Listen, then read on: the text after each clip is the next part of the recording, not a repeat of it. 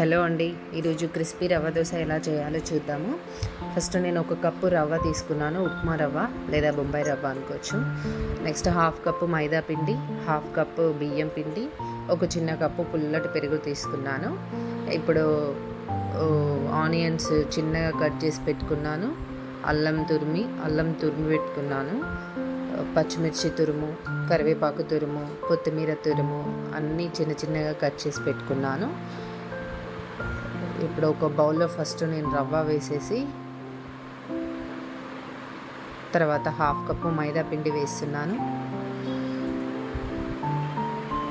తర్వాత half cup బియ్యం పిండి వేస్తున్నాను, తర్వాత అన్నీ కట్ చేసి పెట్టుకున్నవన్నీ వేస్తున్నాను.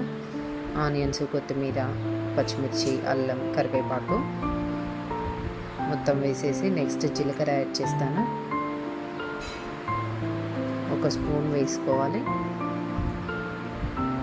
సాల్ట్ వేసేసాను. ఇప్పుడు ఫైనల్లీ లాస్ట్లో నేను పెరుగు యాడ్ చేస్తున్నాను. పెరుగు ఎంత పుల్లది ఉంటే అంత బాగుంటుంది టేస్ట్. ఇప్పుడు వాటర్ యాడ్ చేసుకోండి, పెరుగు కలిపేసుకొని వాటర్ యాడ్ చేస్తున్నాను. వాటర్ కూడా మెజర్మెంట్ అంటూ ఏం అవసరం లేదు, మనం లూజ్గా ఇలా వాటర్ ఉండేలాగానే వాటర్ యాడ్ చేసుకోవాలి. మనం దోశ వేసుకునే 1 అవర్ ముందు చేసి పెట్టుకుంటే సరిపోతుంది ఇన్స్టెంట్గా. నెక్స్ట్ ప్యాన్ పైన ఆయిల్ వేసి ఆనియన్తో రుద్దేశాను.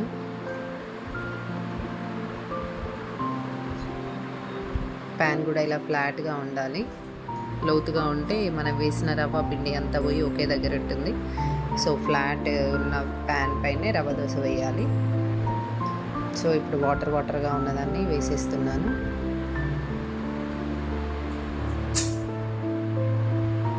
ఇలా చల్లినట్టే వేయాలి మనము.